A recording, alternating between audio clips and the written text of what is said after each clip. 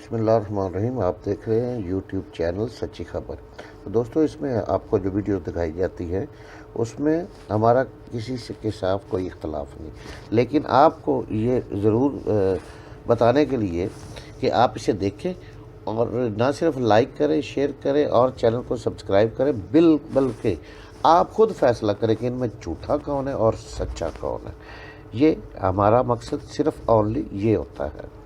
کا پروسیس ہے اس کو شروع کرنے کے لیے جا رہے ہیں, کیونکہ 90 دن تھے, اب تو شاید 89 دن رہ گئے ہیں اگلے الیکشن کے اندر.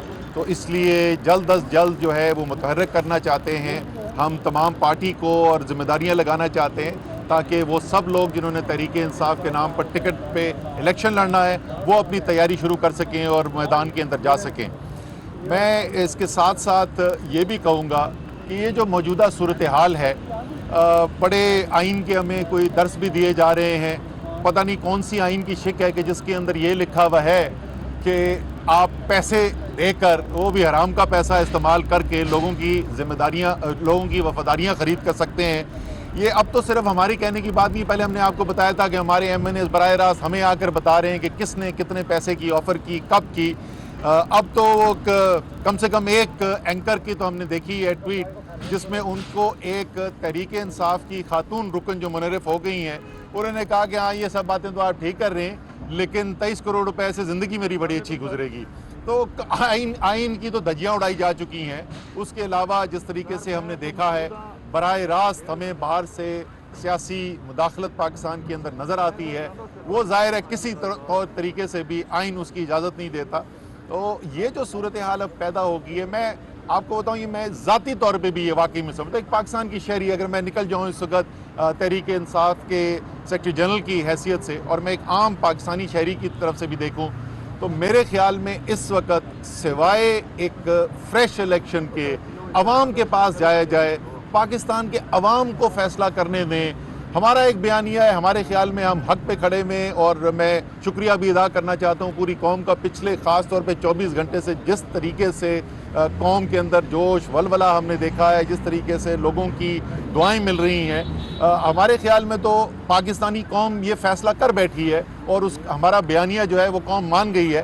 لیکن جمہوریت کے اندر اس کا فیصلہ کہ واقعی میں عوام کدھر کھڑے میں اور عوام کا فیصلہ کیا ہے, وہ ایک ہی طریقہ ہوتا ہے, وہ طریقہ الیکشن ہے. اس لیے امید یہ ہے کہ یہ تمام صورتحال کو دیکھتے ہوئے سپریم کورٹ تو اپنے فیصلے ظاہر کرے گی, وہ ان کا اپنا اختیار ہے, لیکن میرے خیال میں سیاسی پارٹیوں کو بھی, وہ سیاسی پارٹیاں جو سارے ملک کو بتاتے رہے ہیں, میڈیا کو بتاتے رہے ہیں کہ تحریک انصاف جو ہے وہ غیر مقبول ہو گئی ہے, تحریک انصاف کا ٹکٹ لینے والا کوئی نہیں آئے گا, تو پھر آپ کو ڈر کس بات کا ہے؟ اب آپ کیوں بھاگ رہے ہو الیکشن سے؟ اب ہم آپ کو بلا رہے ہیں نا, گھوڑا بھی حاضر ہے, میدان بھی, آئے نہ کریں مقابلہ ہمارے ساتھ, ڈر کیوں رہے ہیں آپ؟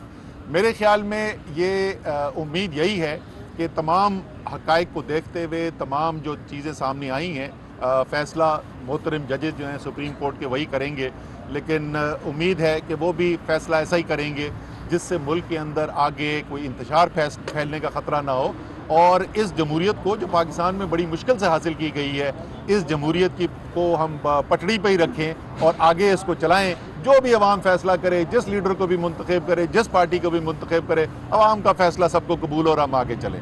بہت بہت شکریہ. عمر صاحب یہ بتائیے گا کہ کل ایاز صادق صاحب نے جو ہے ایک قومی اسمبلی کے ایوان کے اندر ایک اسپیکر کی چیئر پر بیٹھ کے اجلاس چیئر کیا ہے, تو آپ کیسے سمجھتے ہیں اس کی آئینی حیثیت کیا ہے؟ بالکل کھلم کھلا غیر آئینی کام کیا ہے جی, اور یہ اب میں نہیں کہہ رہا, یہ سپریم کورٹ آف پاکستان کہہ رہا ہے. وہ کیسے کہہ رہا ہے سپریم کورٹ کہ آپ کا جو کل ہمارا یہاں پہ فیصلہ ہوا, جو اسپیکر نے رولنگ دی, اس کے بعد وزیر اعظم نے ایڈوائز دی صدر کو, صدر نے اس کے اوپر نوٹیفیکیشن جاری کیا, سپریم کورٹ نے اسٹے آرڈر نہیں دیا. یعنی آج کی آئینی حقیقت یہ ہے کہ اسمبلی ڈیزالو ہو چکی ہے.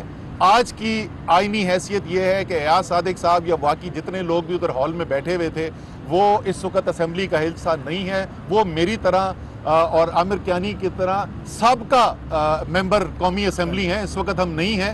اور اسپیکر کی کرسی پہ, اور خاص طور پہ مجھے افسوس ہوا, عام طور پہ ایاز صادق صاحب جو ہیں وہ بڑی ریزنیبل بات کرتے ہیں، منطق کی بات کرتے ہیں، لیکن ان جیسا شخص جا کے اسپیکر اس کرسی پہ جس پہ وہ خود بیٹھ چکے ہیں، اس کی عزت کا تو ان کو خود خیال رکھنا چاہیے تھا۔ افسوس ہوا مجھے دیکھ کر۔ اسد عمر صاحب، اسمبلیاں تو تحلیل ہو گئیں، یہ نااہلی کے لیے آپ اسپیکر کو دے رہے ہیں جو منرف اراکین جنہوں نے آپ لوگوں سے غداریاں کی ہیں، اس کو ذرا کلیئر کریں۔ دیکھیں، اسمبلی تو ہو گئی لیکن اسمبلی برخاست تو کل ہوئی۔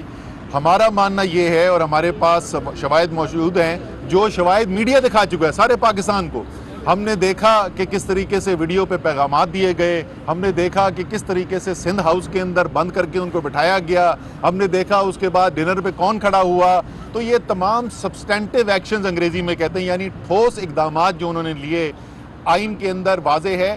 بار بار لوگوں کو بتاتا ہوں کہ صرف آئین کے اندر ایک شک یہ نہیں کہتی کہ ووٹ یہ 4 چیزوں پہ خلاف کرو گے وزیر اعظم کو، اس سے پہلے ایک اور شک ہے، اور وہ شک یہ کہتی ہے کہ اگر پارٹی کا سربراہ اس نتیجے پر پہنچے کہ اس کا کوئی ممبر جو ہے وہ پارٹی چھوڑ چکا ہے، منحرف ہو چکا ہے، تو وہ ریفرنس بھیج کے اس کو ڈسکوالیفائی کروا سکتا ہے۔ تو یہ آئین کا حصہ ہے جس کو ہم فالو کر رہے ہیں۔ اسد عمر صاحب، جو ریفرنس دائر آپ نے کر دیا یہ بھی کرنا ہے، اور کتنے منحرف اراکین ہیں جن کی کیا فگر ہے ان کی؟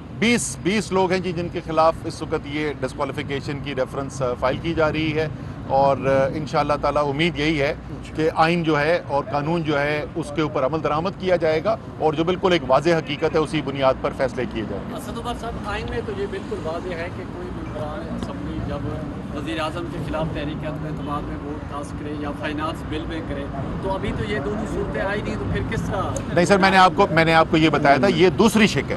یہ شک کہ وہ 4 اس کے اندر کنڈیشنز ہیں کہ اگر ان کے اندر ووٹ وہ پارٹی کے خلاف دے تو وہ اس کے بعد نااہل ہو جاتا ہے، لیکن اس سے پہلے ایک شک ہے جس کا ووٹنگ سے کوئی تعلق نہیں ہے۔ وہ یہ کہتا ہے کہ پارٹی کا سربراہ، اور اس کے اندر یہ نہیں تشریح کی گئی کہ وہ پارٹی کا سربراہ کیسے اس نتیجے پر پہنچتا ہے۔ وہ کہتا ہے اگر پارٹی کا ایک سربراہ اس نتیجے پہ پہنچتا ہے کہ اس کی پارٹی کا کوئی ممبر جو ہے وہ پارٹی چھوڑ گیا ہے، تو وہ ریفرنس داخل کر سکتا ہے، اس کو ڈسکوالیفائی کروا سکتا ہے۔ اور جیسے میں نے کہا کہ اس کیس کے اندر ہمارے پاس ایک نہیں، ایک سے زیادہ شواہد موجود ہیں، تمام میڈیا سارے پاکستان کو وہ شواہد دکھا چکا ہے، اس لیے ہمارے خیال میں کوئی شک نہیں کہ وہ پارٹی چھوڑ گئے۔